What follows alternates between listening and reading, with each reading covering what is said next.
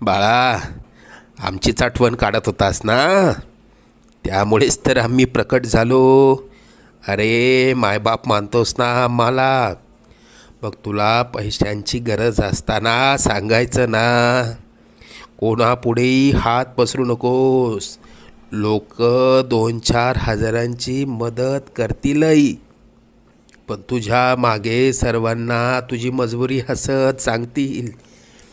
आता तुला कोणापुढे हात पसरण्याची वेळच येणार नाही. तू आजपर्यंत भरपूर दुःख सहन केलंस. लवकरच तुझ्या रडक्या भाग्यात सुखाचे दिवस येतील. तुझ्या मनात असलेली इच्छा पूर्ण होऊन अक्कलकोटला पेढे घेऊन येणं होईल. येशील ना आम्हाला भेटायला अक्कलकोटला?